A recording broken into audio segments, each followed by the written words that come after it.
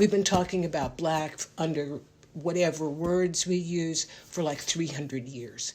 So we have a very deep conversation around black that gives it a heft and meanings and history. Now, white has a lot of that, but for most of the time, in classification terms, white has meant the leavings of black.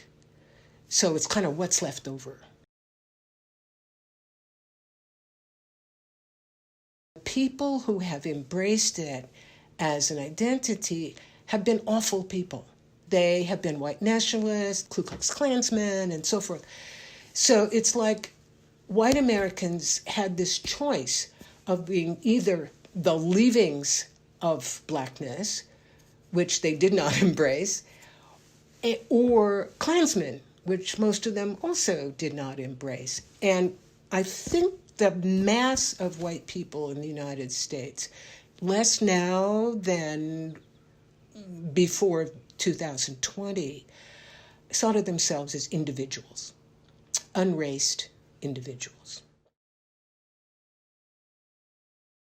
The short answer is thanks to the Nazis. The Nazis racialized Jews and made the Holocaust. Nazism was well known in the United States, and it was also well known that a lot of Americans, like Henry Ford, and also many scholars, believed that Jews were a race, a separate race, and they didn't mean it in a flattering way.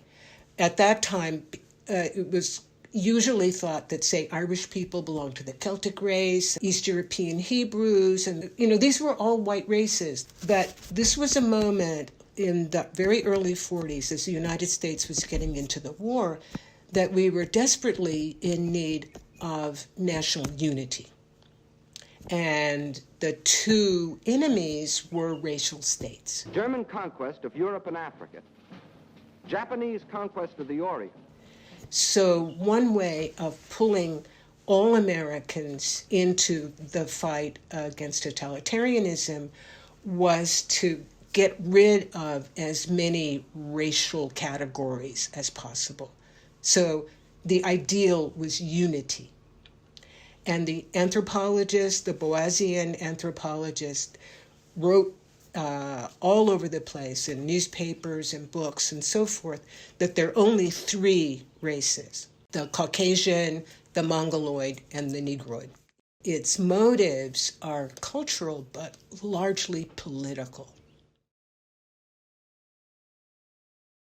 Interestingly enough, through somebody like Malcolm X, who talked about the white man. So he didn't talk about Polish Americans or Jewish Americans. The charge of violence against us actually stems from the guilt complex that exists in the conscious and subconscious minds of most white people in this country. They know that they've been violent in their brutality against Negroes. That carried a lot of heft.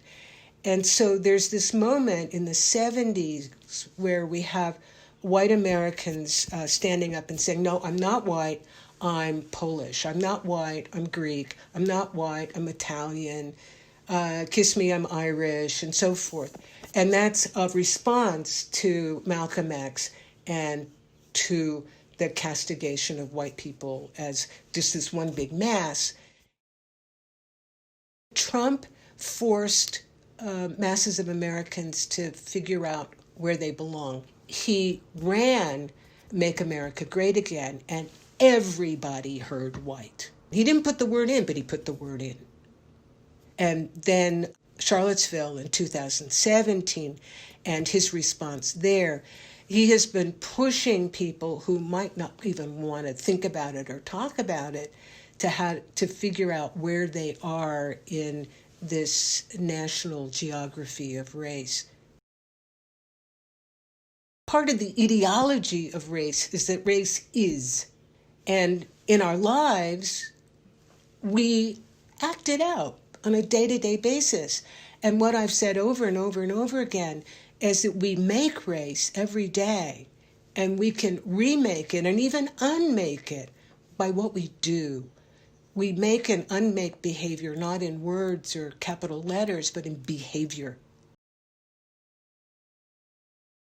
It sets up more of a symmetry with black and says white is also a historical, cultural concept like black.